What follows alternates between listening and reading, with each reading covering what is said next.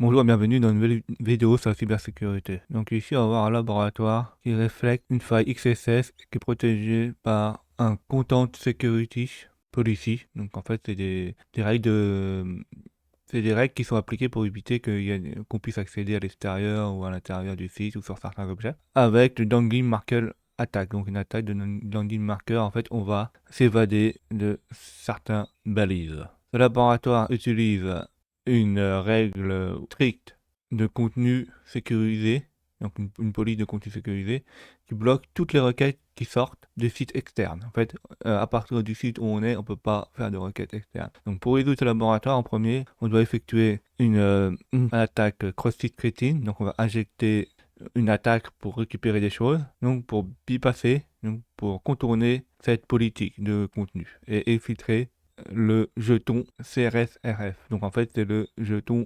anti-usurpation sur les requêtes en utilisant Burp Collaborator. Donc en fait, nous on va utiliser la technique Outbound, on va utiliser les serveurs Burp Collaborator et avec un script que j'ai fait sur OWASP, où je mettrai dans les commentaires, on pourra récupérer les informations. Donc, et on doit changer l'email en hacker@evil-user.net. On doit utiliser un vecteur, donc un vecteur, un mot, où il y aura clic dedans et qui va induire l'utilisateur à cliquer dessus pour qu'il nous ramène ou qu'il nous donne son token de protection CRFRF. On peut se loguer avec l'identifiant de Wena Peter pour voir comment ça fonctionne. Donc en bas, on a une note qui nous dit qu'en fait, c'est pour ça qu'on utilise le serveur Burp Collaborator, qu'en fait il y a un pare-feu qui bloque tous les autres serveurs. Donc on pourra utiliser que celui de Burp Collaborator. La première chose qu'on va faire, on va accéder au lab. Donc on clique sur Access the Lab. Une fois qu'on a cliqué sur Access the Lab, on atterrit ici. On avait l'identifiant. Donc là, on va se connecter et on va voir où se trouve la faille. Donc on va dans My Account. On met le mot de passe winner et on met le mot de passe Peter. Donc là, on voit un email. Par exemple, si je mets un faux email, toto.toto, on fait update email. Là, on a une requête post. Donc si je regarde en requête, et là, on a l'argument email égale toto et un deuxième argument avec l'expert de S, CRSF. Donc ça, c'est le jeton qu'on peut récupérer. Là, on doit vérifier si on a une faille dans une ligne marqueur attaque. Donc en fait, il faudra s'évader. Donc comment s'évader? On a un attribut email où on pourra mettre une adresse mail. Et là, il faudra la fermer la balise et mettre quelque chose derrière pour voir que ça fonctionne. Donc pourquoi? Parce qu'en fait, là, ça va sortir de la balise. Donc essayons ceci. Donc comme c'est les arguments, on peut les passer en faisant un email. On peut passer un email. Là, on met un email bidon. On fait test.com. Là, on va fermer la balise. Et derrière, on met un truc bidon pour voir si c'est une faille d'angling markup. On va sortir de la balise. Ça nous affiche de l'HTML. On valide. Alors, attends, j'ai obligé de mettre l'arrobase. C'est pas très important. Ça marche pas, ce mot. Mais l'arrobase. On valide. Et là, on voit sortir de la balise de la requête, ou on est sorti directement de la requête plutôt, pas déjà. Et on a le test. Donc là, ça veut dire que le site, il est vulnérable au dangling market. On peut sortir et faire ce qu'on veut. Derrière, après, il faut voir est-ce qu'on peut interpréter en JavaScript ou pas. Donc, comment savoir si on interprète au JavaScript? Donc, il suffit derrière de mettre une alerte ou du code en JavaScript. Donc, on peut faire, par exemple, comme j'ai fait là en bas, un image source égale x on erreur. Donc, en fait, on va faire une image. On va dire qu'elle se trouve à x, mais comme si c'était pas vrai, ça va enclencher l'erreur. Et quand il y aura l'erreur qui est enclenchée, et bah, ça va nous mettre une alerte 1 si ça fonctionne. Donc, voyons si ceci fonctionne. Donc, on fait image, source, x, on. Voilà. Alors, une fois que c'est mis, on valide. On voit l'image, là. On voit qu'on est sorti. Et en plus, il y a le 1 qui pop. Donc, ça veut dire qu'il est vulnérable au XSS. De plus, on a vu la même chose qui est là. Donc, en fait, on peut réécrire par-dessus, là, ce qu'on écrit là, l'image et les textes. Donc, il est reflecté. Il y a deux failles. Maintenant, regardons est-ce qu'on peut accéder à l'extérieur. Donc, regardons s'il y a des problèmes de policy, de CSP. Donc, regardons les dernières requêtes. Donc, par exemple, là, regarde la requête JSON, là. Je vais dans Response. Et là, on voit un Content Security Policy. Donc, on voit que par exemple, dans défaut source, toutes les sources, par défaut, elles ne peuvent pas sortir du site parce que c'est sur self. Donc, ça va sur lui-même, sur le site lui-même.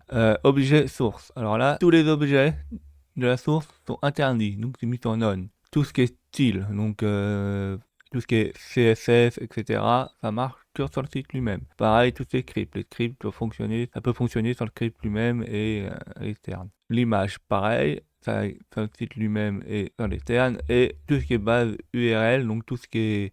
Enfin, ça va bloquer les URL, c'est mis sur none.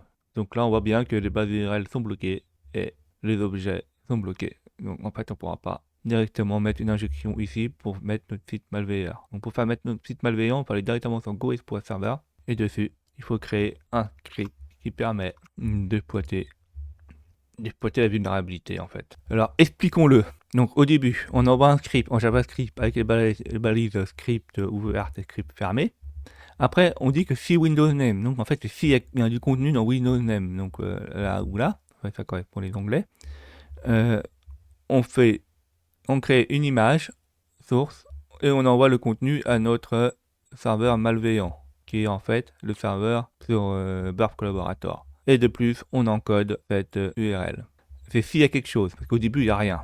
Sinon, il va utiliser location, et là où je vous montre avec la souris, c'est décodé, parce que là on encode les choses. Donc location, en fait, c'est un objet qui permet de changer l'URI. Donc là, cet objet va changer l'URI et on va mettre en premier notre mail, donc account mail, où ça va aller, où on change le mail. Et dessus là, grâce à la faille Donglin, on injecte du code. Donc on va injecter le code qui va créer un lien qui va pointer sur ce site-là exploit en cliquant sur click me.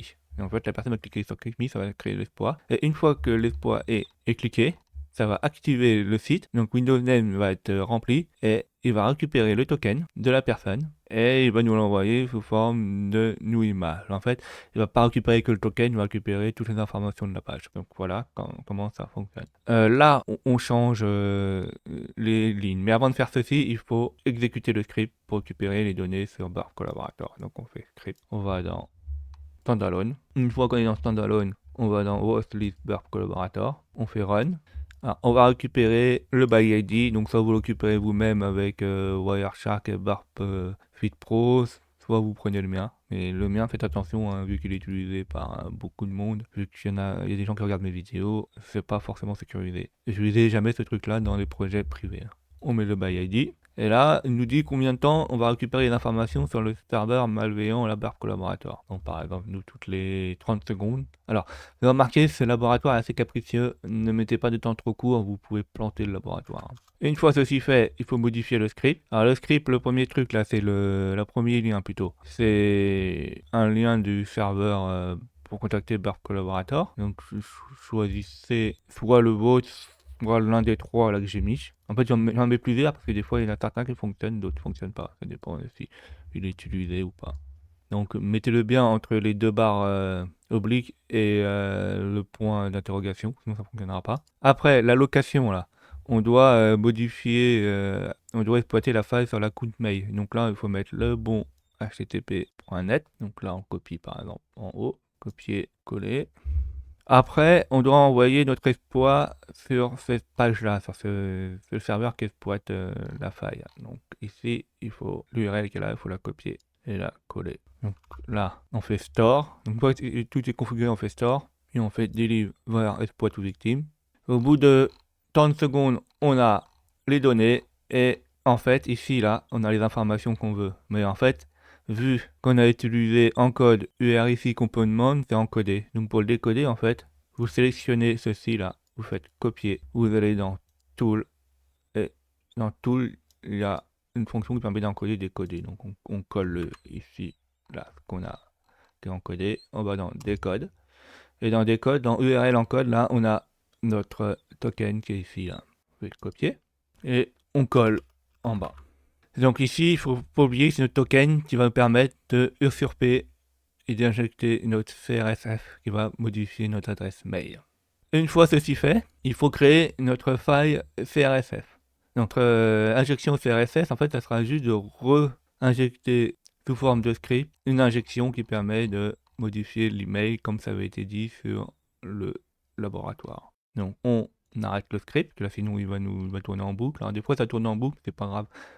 Vous laissez puis vous récupérez ce que vous voulez. Donc on prend par exemple le post qu'on avait fait là tout à l'heure, là, toto et puis le token. Et pour transformer ceci en en script. En fait, on va transformer l'email et ça sous forme de d'input, de données, et qui va s'auto-injecter. Donc, j'ai créé un script qui permet de créer ça. Donc, il faut aller dans clic droit dans le poste et vous faites invoke with script. Et là, il y a un CRSS POC Generator Auto-Submit.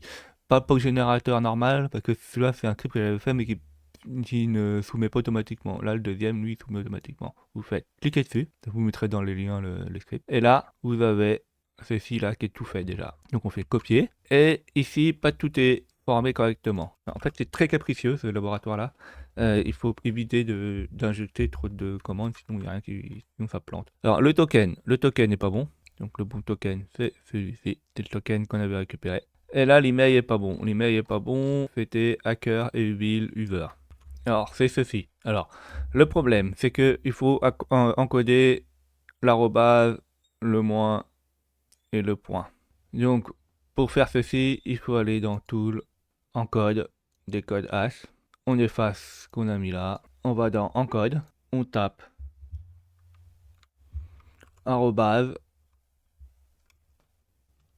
tiret et point. Ici, on va dans Full Encode, Décode. Là, on a l'équivalent des codes qui sont ça. 45, 45, 46. Donc, ça, vous remplacez les codes là par ça. Et ça fait l'arrobase qui est là. Le point, ça va être le deuxième et le tiret pareil. Donc, une fois l'arrobase remplacé, le tiret remplacé et le point remplacé, l'encodage ressemble à ceci, là, hacker. Parce que si on n'encode pas, c'est souvent des caractères interdits et on a une politique de protection qui nous empêche de valider la requête et l'exercice. Donc, on remplace par la mail, on fait un copier-coller, et normalement ceci, en fait, quand ça va s'exécuter, ça va créer une injection, donc ça va mettre former post, donc ça va injecter, et en injectant, en fait, là, ça va créer des entrées, et en fait, les entrées, elles vont envoyer l'email, la valeur de l'email, le bon token pour que ça passe, et ça va submit, donc tu auras un bouton submit, et là, le script document form.submit va auto-valider l'injection et elle va s'injecter tout seul. Normalement, on fait store. Là, le laboratoire a dit qu'il est résolu. Donc, on l'a résolu, c'est parce qu'en fait, le laboratoire, en fait, il vérifie certaines données dedans et il dit que c'est bon, mais en fait, c'est n'importe quoi. Leur validation est un peu foireuse. Et pour que ça fonctionne, normalement, on fait deliver espoir to victime et l'injection fonctionne. Donc voilà, ça fonctionne comme ça. Merci d'avoir vu cette vidéo. N'hésitez pas de mettre des pouces bleus et de vous abonner.